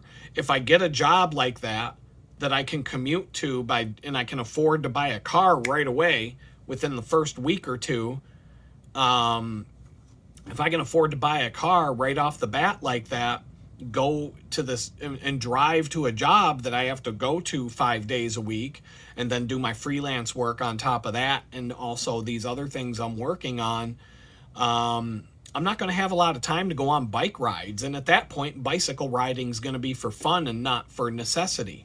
So I could go from riding 484 miles for the month of February to going 3 months where I don't even get on the bicycle once. And I don't want that to happen because I'm trying to I'm trying to get in shape. And, you've seen the way I eat. So I got to get a lot of exercise to make up for being what somebody called me, a junk food junkie. So if you could be a junk food junkie if you want, but you got to exercise like crazy to get that junk food out of you and to get your weight to come down. So, but it's doable. I can prove it to you. You ride your bicycle 484 miles or more per month, you're going to have a hard time putting the weight on. But when you eat I had a cheesecake the other day that was 1,500 calories at my bakery job, and we have brownies this week that are 1,500 calories per brownie. So if I eat one of those, it's game over. That's a break-even day. I'm going to ride my bicycle 40 miles, eat a 1,500 calorie brownie, ride my bicycle 20 miles home, and that's going to be a break-even day. I'm not going to lose an ounce.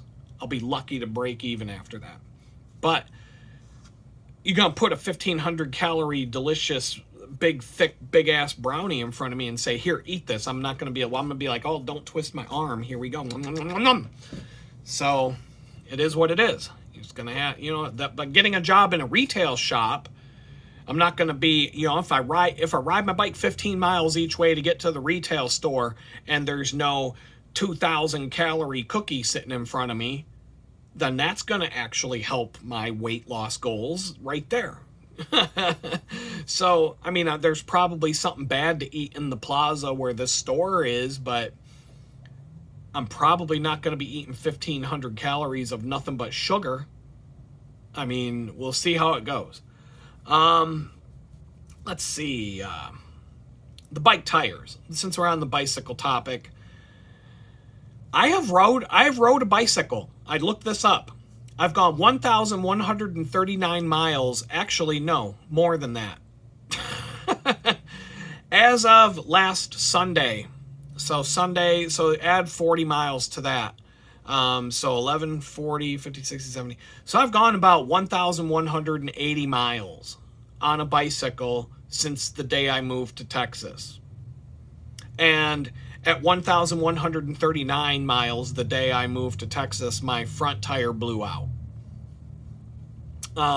When I was changing the tire last weekend, when I was doing the bicycle maintenance, I realized the last time I took the tire off of the rim was July 4th of 2015. That's how old that tire is. I've raced that bike. I've been in races. I've gone on long bike rides. Who knows what else before and since July 4th of 2015. Like I said, that tire had 1,120 miles put on it just here in Texas. And there's a chance that tire has over 3,800 miles on it, closing in on the 4,000 mile mark. I'm not really sure because I don't know. I could have changed and bought a brand new set of tires somewhere in that span, but I remember I switched to that brand of tire and that specific model of the tire, the Continental Ride Tour 700 by 28C road bike touring tire with the Kevlar reinforced belt, puncture resistant belt. I switched to that tire for a 350-mile ride back in 2012, where I rode from Pittsburgh to Washington, D.C. And I didn't want a perfectly smooth tire with no tread on it, because most of the ride from Pittsburgh to Washington, D.C. is on dirt. Hard-packed limestone. It's almost like pavement when it's dry out, and when it's wet, it gets a little bit mushy. And the part from Cumberland, Maryland to Washington, D.C. is a little bit dirtier. But I wanted something that was going to be durable on a ride like that, to not give me a flat tire, to not give me problems, and to not slip and slide all over the place when it gets wet. So those tires worked out great for that ride, and I don't know if I ever replaced those tires after 2012. Maybe in 2014 I bought a new set. So I'm not sure. I'm really not sure when I changed those tires out, but there is a chance that that front tire had almost 4,000 miles on it before the sidewall blew open. Well past, not just the 4,000 miles, but the fact that the bicycle sat not being ridden for years, literally the whole time I was in prison and then some. The bicycle was never even ridden. No air was ever put in the tires. That rubber was just dry rotting and rotting in the air for years. And even so, I still put 1,120 miles on that one tire from the day I moved to Texas to the other day when it blew out, and it still held up. So, I don't know. I think it's kind of, I think it's funny that a tire lasted that long and didn't give me problems. And when it did, I wasn't bitter about it. I'm like, I was expecting it to happen at some point. I was just hoping, I guess I'm just glad that it happened where and when it did, because it didn't end up being a big problem on my bike ride. I swapped out the tire, got back on the bike, and took off. I hadn't even started my ride home yet. I came out of the bakery to see that I had a flat tire. Done. But anyway, if you watched this video from the beginning and you made it this far, you heard me talking about, I remember saying exactly something to the effect of, if I get all the problems in this place taken care of, if the shower gets fixed back there, the ceiling gets fixed and finished off, and some of the other problems that this place has and everything in this place is perfect, I'm just going to slide right in with a whole bunch of new things to worry about. Anytime I check off something that I'm worried about because there's nothing to be worried about anymore, some new thing just slides right in and takes that spot on the list, and I've got a whole new bunch of shit to worry about. You know, I was worried about being homeless for a long time. Then I got a place to live at a friend's house, and a bunch of new things came up to worry about. And then I moved out of there, got my own place, and now I have a place to live that's my place, and a whole bunch of new shit to worry about is taken over. So there's always going to be some new thing to worry about. Well, before I got up and got really moving today, I decided to read Jesus Calling, you know, the book that I talk about all the time on this channel. And once again, nailed it. I had literally not even 5 minutes before the first part of the video was done being recorded today. It was like 4 minutes later when I was reading this passage out of the book. And this is what it said. I'm just going to read it word for word. Refuse to worry. In this world, there will always be something enticing you to worry. That is the nature of a fallen, fractured planet. Right there. Let me say that one more time. In this world, there will always be something enticing you to worry. That's exactly what I had just said, not even 5 minutes before I'm reading this. I just got done saying that if I crossed off all the things that I have to worry about right now, a whole bunch of new shit's just going to show up for me to worry about. In this world, there will always be something enticing you to worry. That is the nature of a fallen, fractured planet. Things are not as they should be. So, the temptation to be anxious is constantly with you, trying to worm its way into your mind. The best defense is a continual communication with me, richly seasoned with thanksgiving. Awareness of my presence fills your mind with light and peace, leaving no room for fear. This awareness lifts you up above your circumstances, enabling you to see problems from my perspective. Live close to me. Together, we can keep the wolves of worry at bay. And I thought, there's about 3 things out of that hit me today. One was the fact that I had just gotten done, more or less, in this. I said the exact same thing, just with different words, that in this world, there will always be something enticing you to worry. I already know that if I'm not worried about 10 things that I'm worried about today, if next week I'm not worried about those things anymore, there'll be 10 new things for me to be worried about. Believe me, it's never going to stop. It's never going to stop. I could have $10 million in the bank and a whole bunch of houses and cars, and my kids, are taken care of, and everything else under the sun, and I'm going to be worried about 10 other things. I'm going to be worried about losing my $10 million or whatever. There's always going to be something. That's the nature of a fallen, fractured planet. It says that the best defense is a continual communication with God, richly seasoned with thanksgiving. And so that reminds me, back since I'm doing memories from Danbury Prison on this episode, one of the things that I started doing when I got to Danbury, and you could go outside and walk around on a track and get fresh air, pretty much more or less, not whenever you want, but most of the day you could be free to some extent to go outside and experience fresh air and outdoors. And so I started going out right after breakfast and watching the sunrise. I'm like, wow, I haven't seen the sun. I went like 14 months without seeing the sun at all. And now I'm watching a sunrise. Wow, that's neat. It's like, you will not believe how special that is until you've gone 14 months without seeing the fucking sun. I have 10 fingers if you count the 2 thumbs. And so one of the things that I would do every day is count, go like this and just go, here are 10 things, God, that I'm thankful for. Before I even start praying, before I start asking for help with anything, before I start doing anything, I'm just like, Lord, I thank you for letting me watch the sunrise today. I thank you for this, that, and the other thing. And I go through a list of 10 things.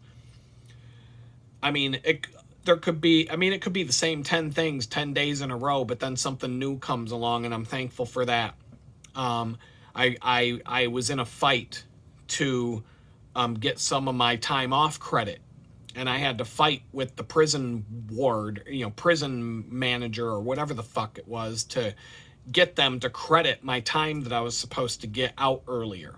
And I had to fight for it. But God put the thing right in my lap. He literally put the piece of paper in my hand that I needed to get out of jail a month or 2 early. And so I was thankful for that. I'm like, Jesus, thank you so much. That was one of the things. There would be other things.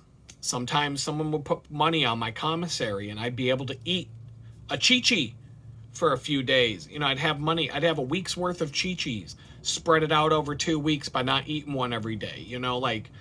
Now I have enough food in my locker that if we get shorted at the chow hall and I'm dying and I'm hungry as hell after a whole day of working out and, spin class and pickleball and all that crap, if I need some more to eat, I can make something. I'm thankful for that.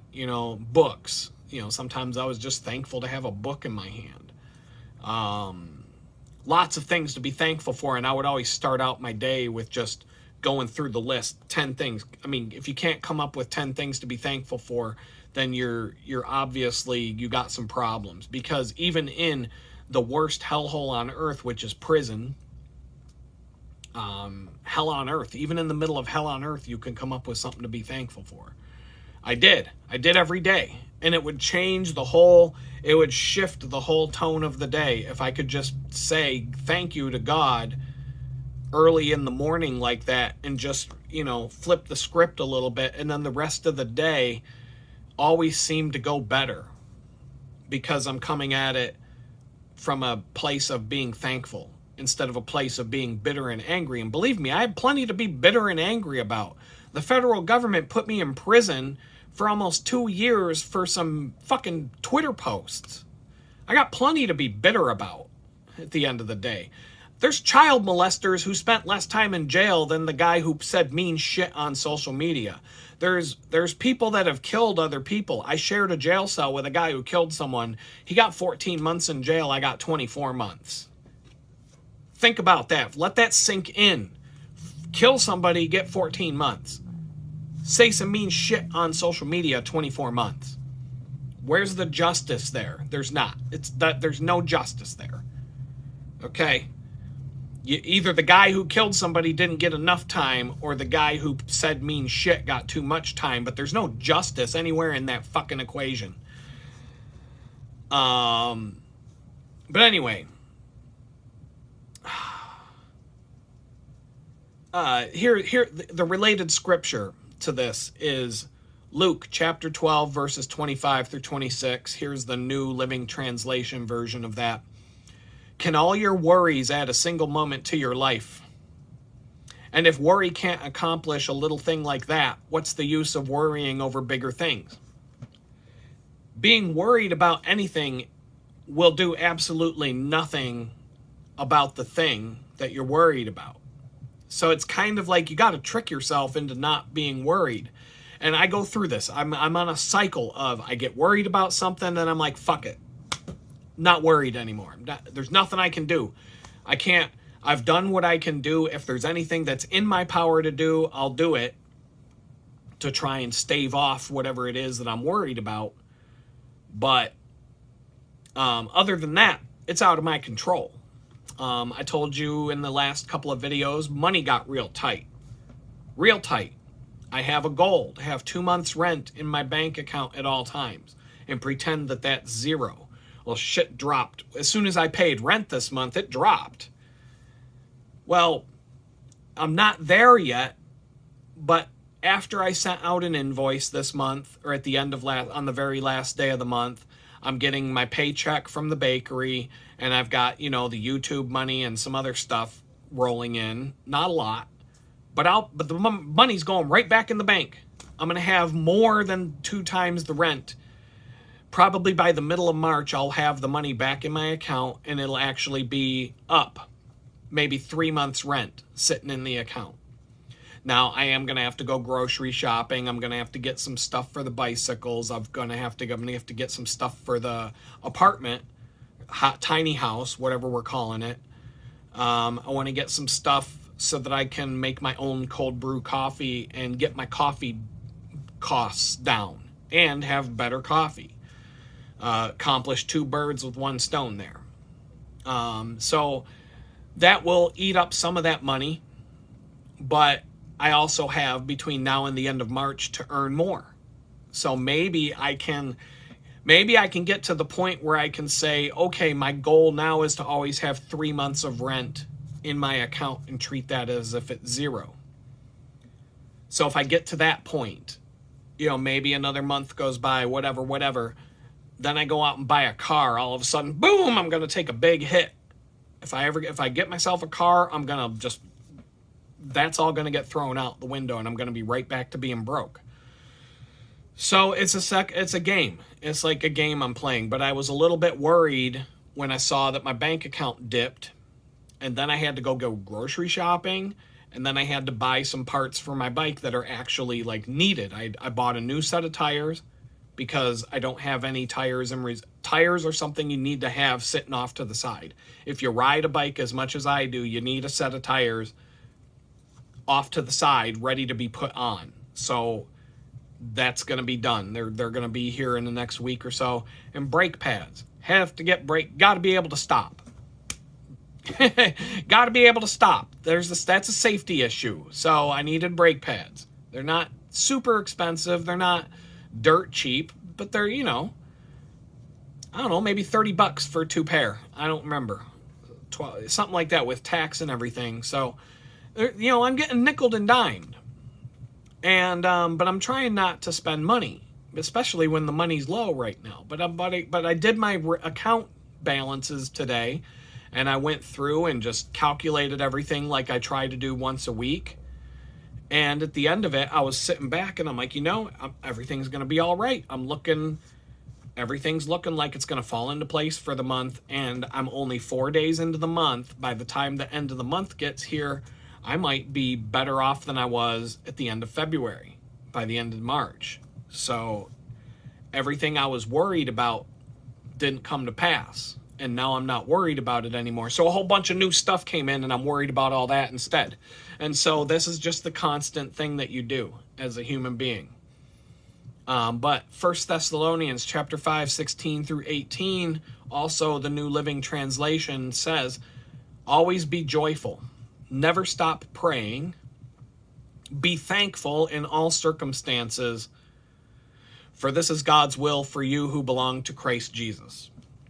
And all I can say is, even when I'm freaking out, even when I'm nervous about something, I try to find something to be thankful for. I will ride my bicycle to work sometimes, and I'll count off the 10 fingers as I'm riding my bike and just try to, like, I'll be thankful that I'm riding a bike.